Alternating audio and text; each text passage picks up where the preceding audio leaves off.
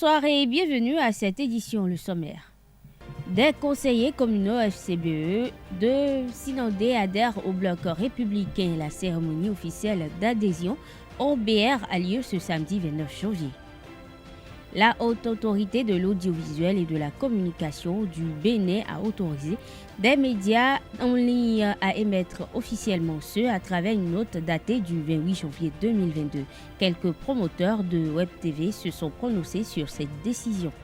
Le Percal sera mis en avant ce week-end à l'occasion de la 4e édition du Avo Fashion Reception.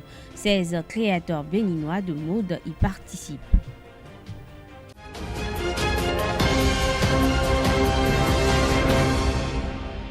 Bienvenue à toutes et à tous. Le parti politique Bloc républicain a enregistré de nouveaux membres. Au nombre de 9, ce sont des conseillers communaux de Sinandé. Ces élus quittent les forces Cori pour un Bénin émergent pour rejoindre le Bloc républicain. La cérémonie de déclaration officielle d'adhésion a lieu ce samedi 29 janvier 2022 à la grande salle de réunion de la mairie de Sinandé. Ce sous la présence effective du premier secrétaire général adjoint du BR, Robert Bian. Soulignons qu'après Sinandé, des démissions seront aussi enregistrées au profit du bloc républicain dans les communes de Tchaourou, Parakou et Banikwara.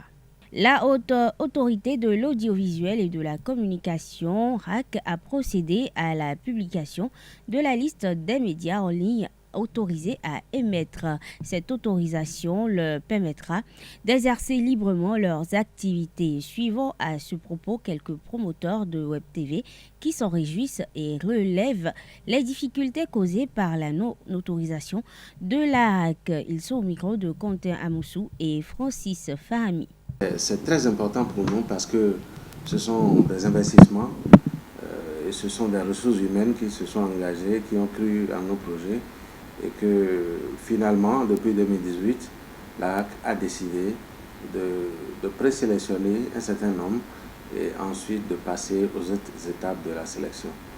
Nous sommes vraiment soulagés et je partage ce sentiment avec le président de l'association que nous avons formée qui est le REPA Web TV, le réseau des patrons de presse qui ont des web télévisions. Et j'ai discuté avec lui et avec tout le groupe. Nous sommes vraiment soulagés et nous remercions le gouvernement, nous remercions la HAC pour avoir vraiment su pencher sur le sujet, même si c'est tard et il n'est jamais trop tard de bien faire. La HAC, à la prochaine étape, va effectuer une visite de terrain. Il y aura une visite de nos entreprises, de nos installations. Et c'est après ça que la clôture du processus sera la signature de la convention avec les organes. Et moi, je voudrais dire que en tant qu'organe de presse exerçant dans un pays, si vous n'avez pas l'autorisation de l'État, c'est comme si vous n'avez pas la protection de votre État. Vous n'avez pas la couverture de votre État. Vous ne pouvez pas exercer librement votre métier. En tout cas, l'organe ne peut pas fonctionner normalement. Et parlant de difficultés sur le terrain, les difficultés sont énormes. Du moment où vous prétendez fonctionner comme un organe de presse, mais vous n'avez pas les papiers qui prouvent que vous êtes réellement un organe de presse reconnu par votre pays, c'est difficile d'avoir des contrats auprès des institutions. C'est difficile d'avoir des contrats auprès de l'État. C'est difficile d'oser même prétendre à l'aide de l'État à la presse. Nous avons eu beaucoup de problèmes, si je peux m'exprimer ici. Nous, personnellement, on a même perdu un contrat pendant toute l'année dernière à cause de la décision de la HAC qui dit que tous les médias en ligne qui ne sont pas autorisés ne sont plus habilités à fonctionner. Et c'est un préjudice quand bien même ça peut faire mal aux promoteurs des médias, il y a aussi que la HAC a le souci de pouvoir avoir les moyens de pouvoir réguler. Le Golden Tulip Hotel de Cotonou accueille demain samedi la 4e édition de Avo Fashion Réception, un défilé de mode qui réunit 16 créateurs de mode béninois pour la promotion du percal. Le promoteur Bienvenu Badou lève un coin de voile sur les enjeux de cet événement annuel. C'est un peu aussi le but.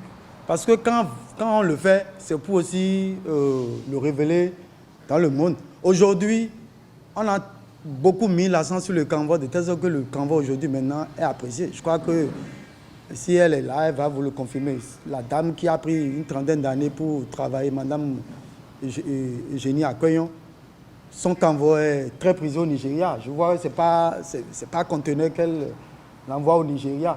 Et puis, quand quelqu'un comme Lolo Andoche va à l'étranger, il ne présente pas autre collection si ce n'est pas missé de Canva. Donc, le Canva est connu. Quand vous allez au Togo, vous allez au Diva. Seulement, c'est pour en arriver là, parce que le PK n'est pas encore connu. Ça, honnêtement, ce n'est pas encore connu.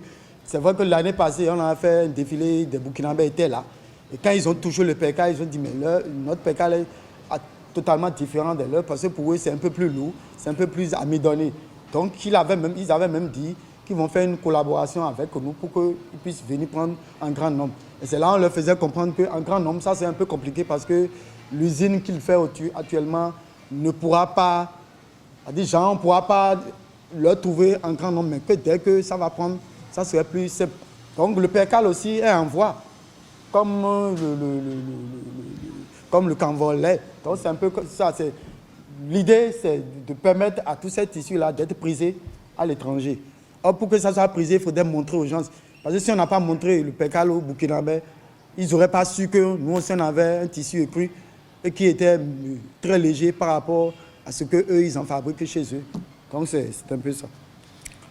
Le Avo Fashion Réception s'ouvre à partir de l'édition prochaine à l'international. L'enjeu économique de cet événement de mode s'élargit à la sous-région, surtout avec la perspective de la reprise des activités des usines de production textile du Bénin. Bienvenue Badou, s'étend sur cet aspect au micro de Carles Kitoumé. Donc il y a eu l'édition de Canva, il y a eu l'édition de Digo, il y a l'édition de Percal, il y aura bientôt également l'édition des Batik, il y aura l'édition des Bogolans, il y aura l'édition de Rafia, il y aura l'édition de c'est pour vous dire que j'ai échelonné en fait. Donc si le Percal est venu tomber dans l'année où l'État est en train de relancer le secteur, qu'est-ce que je peux vouloir de mieux? Parce que pour moi, c'est de pouvoir montrer aux gens que avec notre tissu, on peut faire tout. On peut faire des coupes traditionnelles, on peut faire également des coupes européennes. La manière dont on peut prendre le PK pour faire une chemise, on peut l'utiliser également pour pouvoir faire même notre bomba ou notre dachi comme on veut. Mais c'est pour montrer que le tissu béninois mérite d'être exploité et mérite véritablement d'être bien exploité. Donc c'était un peu mon objectif parce que, vous savez, le tissu, quand les gens vont commencer par s'intéresser à ces tissus, ça fait de la manne aux fabricants, ça fait de la manne aux producteurs. Ce tissu, quand ça vient chez les stylistes, c'est clair que le génie créateur va parler. Eux aussi, ils vont gagner sur cette... Le styliste, quand il fait par exemple sa collection dans cette tenue, quand il veut montrer ça aux gens, il a besoin de nous appeler, nous les promoteurs d'événements de mode. Nous, on va organiser un défilé de mode. Pour organiser un défilé de mode, on a besoin de mannequins, on a besoin d'une salle, on a besoin des accessoiristes, on a besoin de cabinistes, de chorégraphes, on a besoin d'aménagistes. Franchement, on a besoin de régie lumière, régie coulisses, régie son. C'est tout un monde que nous, on a besoin. Et tout ça, il faut payer tout ce monde.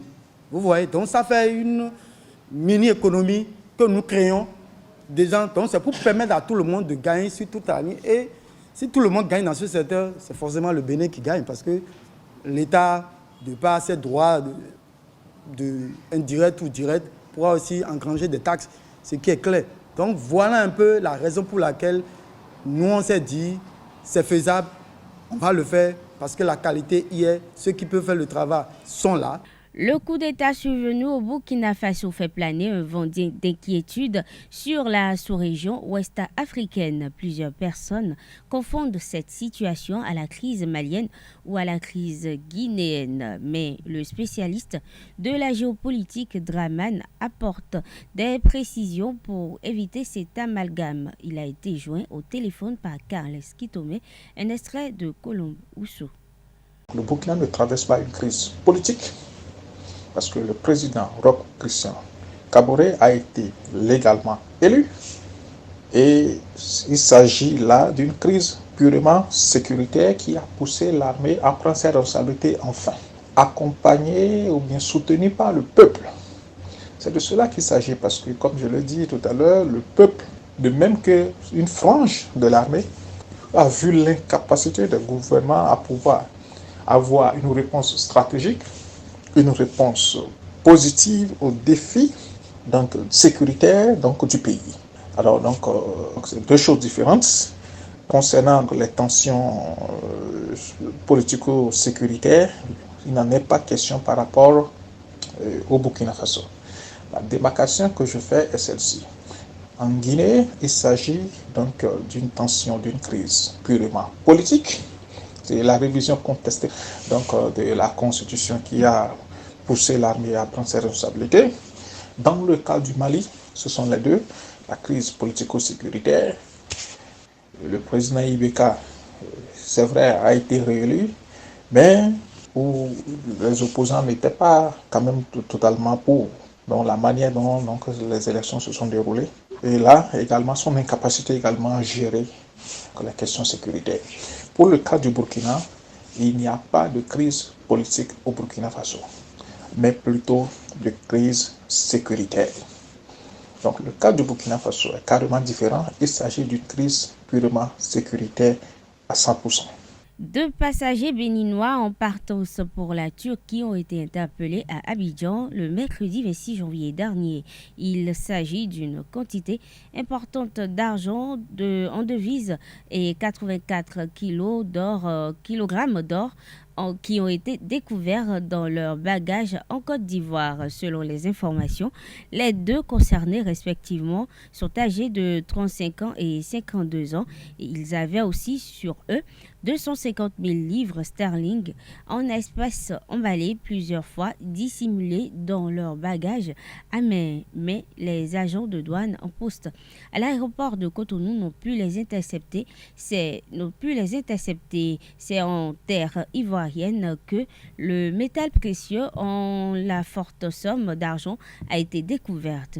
Les responsables de la douane ivoirienne ont aussitôt saisi les autorités béninoises. Plusieurs personnes ont été arrêtées pour besoin d'enquête. Le chef de la brigade aéroport Roméo Kounozo et son adjoint Sabi Assouman sont en garde à vue à la BEF. Ils sont remplacés par l'inspecteur de la douane Arsène Wensavi et le contrôleur des douanes Magloire Sokwe. Il faut noter que plusieurs autres personnes sont interpellées dans le même dossier et seraient en audition à la BEF. Ils seront présentés à la criette. Autre élément dans cette édition, deux présumés voleurs ont été arrêtés ce jeudi 27 janvier 2022 à Godomé, dans la commune d'Abomey-Calavi. Ils ont été interpellés pour une affaire de vol à Dogbo dans le département du Koufo. Suite à leur arrestation, les deux présumés voleurs ont été conduits au commissariat d'arrondissement de la dite ville de Koufo. Placés en garde à vue, ils seront présentés au procureur de la République. Dans cette édition, les chefs État et de gouvernement de la CEDEAO se sont prononcés sur le coup d'État au Burkina Faso ce vendredi 28 janvier 2022, ce par visioconférence. Deux principales décisions sont prises. Il s'agit de la suspension du Burkina Faso des instances de la CEDEAO. Il y a aussi l'envoi des missions militaires et civiles de la CEDEAO à Ouagadougou. Il s'agit aussi d'aller écouter la junte pour obtenir des garanties d'un retour rapide à leur l'ordre constitutionnel. Il faut noter que ce sommet extraordinaire virtuel CEDEAO s'est tenu au lendemain d'un message à la nation du chef putschiste, le lieutenant-colonel Paul-Henri Damiba. Il a assuré dans son message que la junte n'a pas l'intention de violer les engagements internationaux du Burkina Faso. Sport, dans cette édition, la finale du tournoi interpromotion de Esaugbe Dromedé s'est tenue le 27 janvier 2022 sur la pelouse synthétique de l'Université d'Abomey-Calavi. Les étudiants de la 3e année se sont imposés par un score de 3-1 face à la 2e année, remportant ainsi le prestigieux trophée. Suivez le reportage de la rencontre avec Anaël Dou.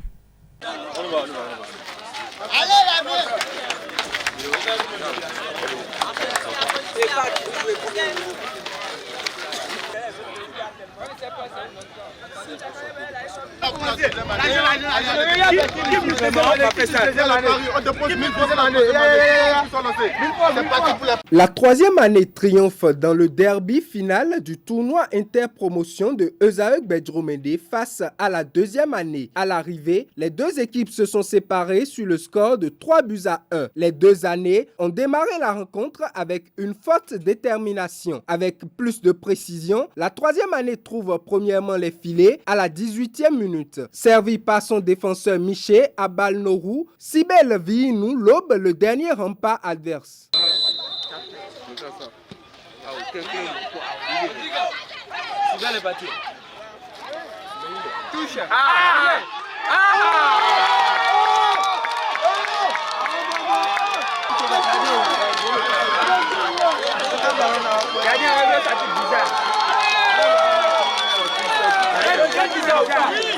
En confiance désormais, la 3e année multiplie les offensives, mais la 2e année présente réussit à rétablir la parité avec Nasri Awali sur penalty à la 39e minute. Penalty. Incroyable l'égalisation là. C'est fini. Et bon. Influence là, la main.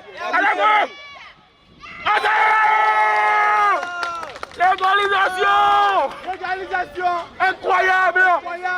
C'est maintenant le jeu commence. Pris en contre-pied. Je te jure. À un but partout, le jeu devient intense. La 3e année, avec plus de lucidité, reprend l'avantage à la 63e minute. René Assogba, avec une tête, met la balle au fond des filets sur un corner tiré par Miché à Balnorou. Les défenseurs restent là. Je l'avais prédit.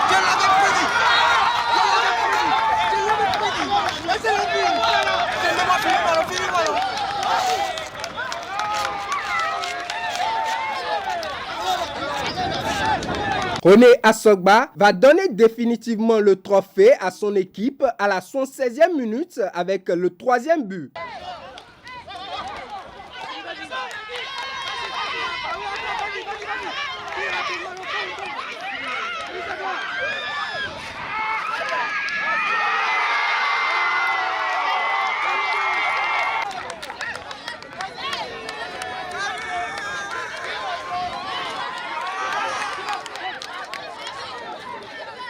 À 3-1, la 2e année n'a pas pu revenir au score avant le coup de sifflet final. La 3e année remporte ainsi le trophée du tournoi interpromotion de Esaugbe Dromedé.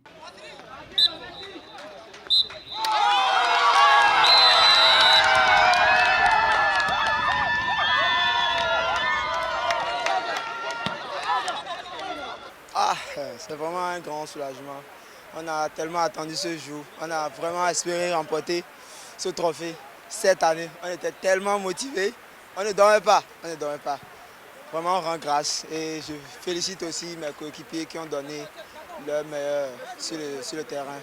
Ça, vraiment, ça nous fait plaisir. Tu vois, on est fou de joie. Après tous les échecs de l'année passée, on a vu que cette année, on s'est mieux appliqué, on s'est mieux concentré. Et la collaboration a été bonne. Le résultat est qu'on a remporté la finale. Effectivement, les choses sont tournées au vinaigre pour nous. La troisième année était bien préparée pour nous. Bon, on a su essayer de faire de notre mieux. Malheureusement, le meilleur a gagné.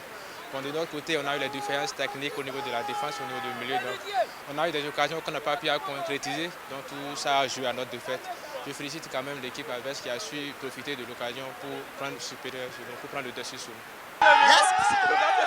Je vais te remettre ça là.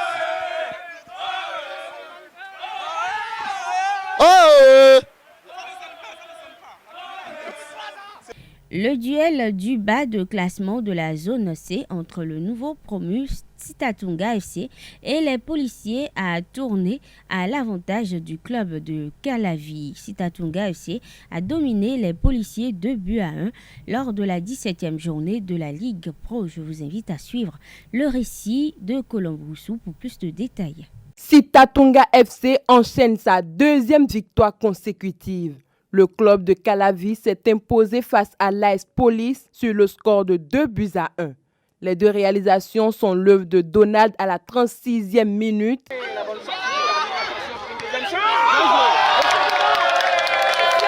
et Gandonou Alain à la 67e minute.